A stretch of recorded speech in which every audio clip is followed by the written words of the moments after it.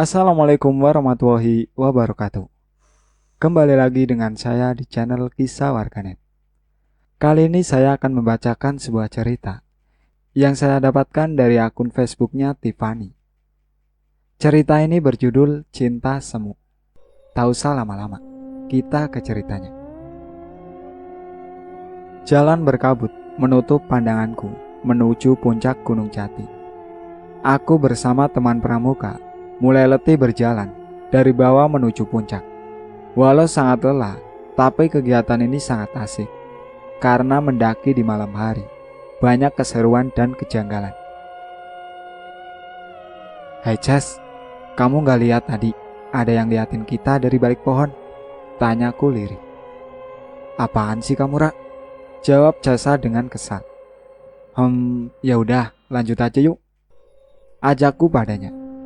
Tiba-tiba angin berembus dengan kencang di belakangku. Karena aku pikir ini sedang di atas gunung, jadi aku anggap itu angin semilir malam. Perjalanan kita hanya ditemani sinar bintang dengan senter masing-masing. Rembulan sedang malu menampakkan sinarnya. Suara burung hantu saling bersautan. Suara jangkrik menemani di setiap langkahku menuju puncak Jati. Kamu ngerasa gak sih kalau seperti ada yang ngawasin kita di balik pohon jati itu?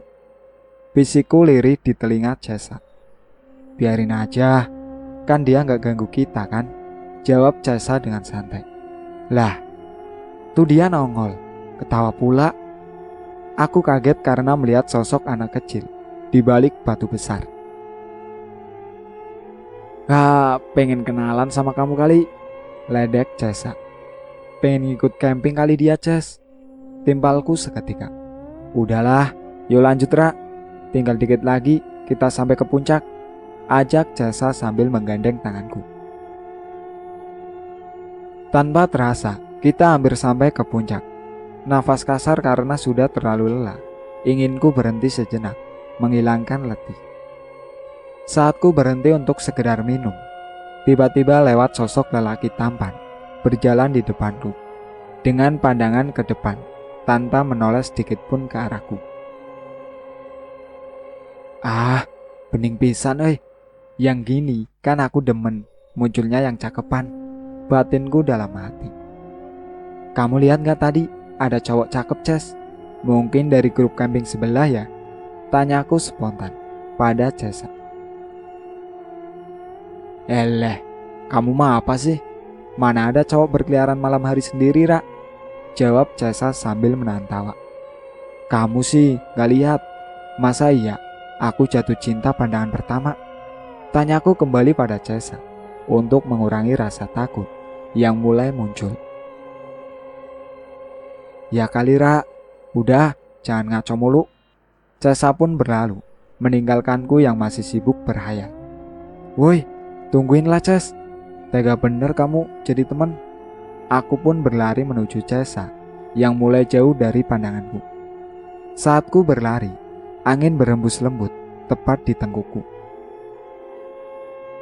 Rasa aneh, takut, mulai menguasai pikiranku.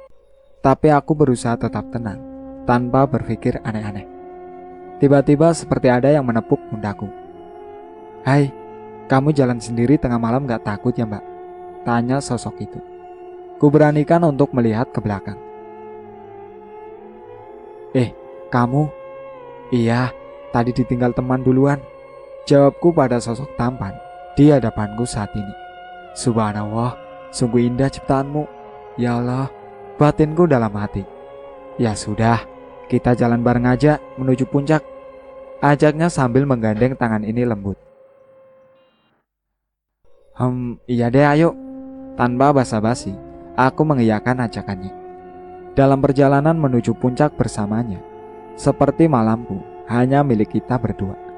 Lelah pun hilang seketika jika dia yang menemaniku. Bau anyir pun tiba-tiba menyeruak masuk ke hidung cantikku ini. Aku pun menoleh ke belakangku. Hanya berjarak beberapa jengkal saja, sosok pocong berdiri tegak dengan sorotan mata tajam ke arahku. Wajahnya hancur, mata sebelah kanan hampir copot. Beberapa belatung keluar dari lubang hidungnya yang hanya terlihat tulang, sedangkan kepalanya bergedek seperti orang ayan.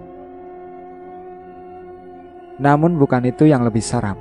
Sosok wanita yang ada di belakangnya dengan sorotan mata merah tajam, dengan isi perut beramburan, membuat kaki ini ingin segera pergi meninggalkan mereka.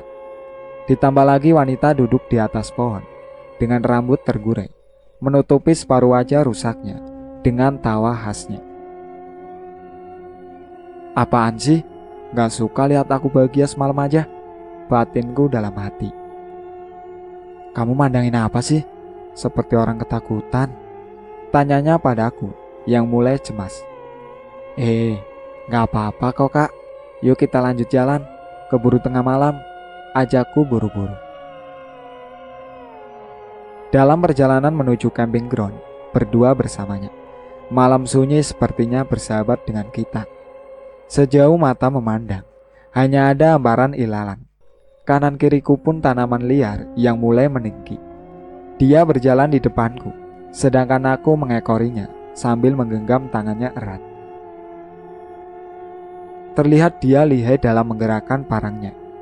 Ia menggasak tumbuhan ilalang yang ada di depannya agar tidak menghalangi jalannya. Tak berapa lama, 10 menit lagi kami sampai. Kini di hadapanku terlihat hamparan luas lapangan dengan ditumbuhi rumput hijau, dengan dihiasi ratusan pohon jati yang ada di gunung. Diputari pegunungan sebagai benteng, namun ada yang lebih indah, tepatnya di pinggir sebuah danau. Barisan tenda para pendaki menghiasi tempat itu. Lampunya berwarna-warni, seakan mengakhiri perjalanan kami dengan momen yang indah. Kini kami telah sampai di puncak Gunung Jati. Alhamdulillah, akhirnya kita sampai juga di camping ground, seru dia dengan nafas leganya. Iya, gak kerasa sudah sampai. Makasih juga sudah temanin aku, jawabku dengan wajah sedikit lesu. Oh iya, aku sampai lupa, nama kamu siapa? Tanyanya. Aku Ara, kamu siapa ya? Tanyaku balik padanya. Aku Andre, salam kenal ya Ra. Semoga kita bisa bertemu di lain waktu, jawabnya sambil berlalu meninggalkanku sendiri, terpaku melihat kepergiannya. Dia pergi dengan langkah menyeret satu kakinya yang berlumuran darah, tangan yang hampir putus seperti terlindas kendaraan. Terlihat dari bekas lukanya, ada potongan plat nomor yang tertancap di lengan kanannya. Woi, ngelamun mulu, ayo bangun tendanya, seru Jasa, membuyarkan lamunanku. Pangeran penolongku sudah pergi menjauh meninggalkanku, Cas, lirihku padanya. Sudahlah, siapa tahu kamu juga ketemu dia lagi, timpal Jasa, menenangkan dalam harapan semuku. Yuk teman-teman, kita buat api unggun, seru Rara. Tanpa berkomentar, mereka pun berbondong-bondong mencari ranting pohon kering yang bisa dibuat api unggun. Yang lain menyiapkan makanan untuk kami makan malam ini. Secepat kilat, api unggun pun menyala.